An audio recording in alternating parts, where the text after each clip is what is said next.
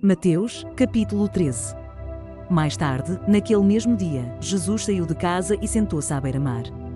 Logo, uma grande multidão se juntou ao seu redor. Então ele entrou num barco, sentou-se e ensinou o povo que permanecia na praia. Jesus contou várias parábolas, como esta: um lavrador saiu para semear. Enquanto espalhava as sementes pelo campo, algumas caíram à beira do caminho, e as aves vieram e as comeram. Outras sementes caíram em solo rochoso, não havendo muita terra, germinaram rapidamente. Mas as plantas logo murcharam sob o calor do sol e secaram, pois não tinham raízes profundas. Outras sementes caíram entre espinhos, que cresceram e sufocaram os brotos. Ainda outras caíram em solo fértil e produziram uma colheita 30, 60 e até 100 vezes maior que a quantidade semeada. Quem é capaz de ouvir, ouça com atenção. Os discípulos vieram e lhe perguntaram: por que o Senhor usa parábolas quando fala ao povo? Ele respondeu: a vocês é permitido entender os segredos do reino dos céus, mas a outros não. Pois ao que tem, mais lhe será dado, e terá em grande quantia, mas do que nada tem, até o que tem lhe será tirado. É por isso que uso parábolas: eles olham, mas não veem, escutam, mas não ouvem nem entendem. Cumpre-se, desse modo, a profecia de Isaías que diz: quando ouvirem o que digo, não entenderão. Quando virem o que faço, não compreenderão. Pois o coração deste povo está endurecido, ouvem com dificuldade e têm os olhos fechados, de modo que seus olhos não veem, e seus ouvidos não ouvem, e seu coração não entende, e não se voltam para mim, nem permitem que eu os cure. Felizes, porém, são seus olhos, pois eles veem, e seus ouvidos, pois eles ouvem. Eu lhes digo a verdade: muitos profetas e justos desejaram ver o que vocês têm visto e ouvir o que vocês têm ouvido, mas não puderam. Agora, ouçam a explicação da parábola sobre o lavrador que saiu para semear. As sementes que caíram à beira do caminho representam os que ouvem a mensagem sobre o reino e não a entendem. Então o maligno vem e arranca a semente que foi lançada em seu coração. As que caíram no solo rochoso representam aqueles que ouvem a mensagem, sem demora, a recebem com alegria. Contudo, uma vez que não têm raízes profundas, não duram muito. Assim que enfrentam problemas ou são perseguidos por causa da mensagem, cedo desanimam. As que caíram entre os espinhos representam outros que ouvem a mensagem, mas logo ela é sufocada pelas preocupações desta vida e pela sedução da riqueza, de modo que não produzem fruto. E as que caíram em solo fértil representam os que ouvem e entendem a mensagem e produzem uma colheita 30, 60 e até 100 vezes maior que a quantidade semeada. Esta foi outra parábola que Jesus contou. O reino dos céus é como um agricultor que semeou boas sementes em seu campo. Enquanto os servos dormiam, seu inimigo veio, semeou joio no meio do trigo e foi embora. Quando a plantação começou a crescer, o joio também cresceu. Os servos do agricultor vieram e disseram: o campo em que o Senhor semeou as boas sementes está cheio de joio. De onde ele veio? Um inimigo fez isso, respondeu o agricultor. Devemos arrancar o joio? O perguntaram os servos. Não, respondeu ele.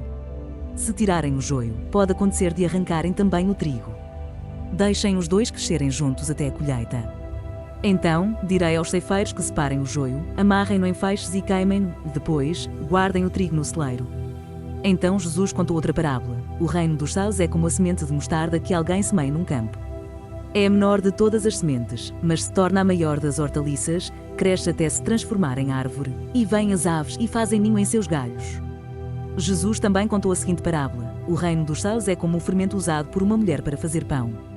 Embora ela coloque apenas uma pequena quantidade de fermento em 3 medidas de farinha, toda a massa fica fermentada. Jesus sempre usava histórias e comparações como essas quando falava às multidões. Na verdade, nunca lhes falava sem usar parábolas. Cumpriu-se, desse modo, o que foi dito por meio do profeta: eu lhes falarei por meio de parábolas, explicarei coisas escondidas desde a criação do mundo. Em seguida, deixando as multidões do lado de fora, Jesus entrou em casa. Seus discípulos lhe pediram: por favor, explique-nos a história do joio no campo. Jesus respondeu: o filho do homem é o agricultor que planta as boas sementes. E o inimigo que plantou o joio no meio do trigo é o diabo. A colheita é o fim dos tempos, e os que fazem a colheita são os anjos. Da mesma forma que o joio é separado e queimado no fogo, assim será no fim dos tempos. O Filho do Homem enviará seus anjos, e eles removerão do reino tudo que produz pecado e todos que praticam o mal e os lançarão numa fornalha ardente, onde haverá choro e ranger de dentes.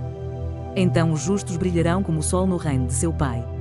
Quem é capaz de ouvir, ouça com atenção. O reino dos céus é como um tesouro escondido que um homem descobriu num campo. Em seu entusiasmo, ele o escondeu novamente, vendeu tudo que tinha e, com o dinheiro da venda, comprou aquele campo. O reino dos céus também é como um negociante que procurava pérolas da melhor qualidade. Quando descobriu uma pérola de grande valor, vendeu tudo que tinha e, com o dinheiro da venda, comprou a tal pérola.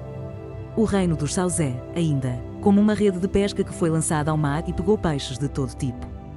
Quando a rede estava cheia, os pescadores a arrastaram até a praia, sentaram-se e juntaram os peixes bons em cestos, jogando fora os ruins. Assim será no fim dos tempos. Os anjos virão, separarão os perversos dos justos e os lançarão na fornalha ardente, onde haverá choro e ranger de dentes. Vocês entendem todas essas coisas? Sim, responderam eles. Então ele acrescentou: todo mestre da lei que se torna discípulo no reino dos céus é como o dono de uma casa que tira do seu tesouro verdades preciosas, tanto novas como velhas. Quando Jesus terminou de contar essas parábolas, deixou aquela região e voltou para Nazaré, cidade onde tinha morado. Enquanto ensinava na sinagoga, todos se admiravam e perguntavam: de onde lhe vem a sabedoria e o poder para realizar milagres? Não é esse o filho do carpinteiro? Conhecemos Maria, sua mãe, e também seus irmãos, Tiago, José, Simão e Judas. Todas as suas irmãs moram aqui, entre nós. Onde ele aprendeu todas essas coisas? E sentiam-se muito ofendidos. Então Jesus lhes disse: um profeta recebe honra em toda parte, menos em sua cidade e entre sua própria família. E, por causa da incredulidade deles, realizou ali apenas uns poucos milagres.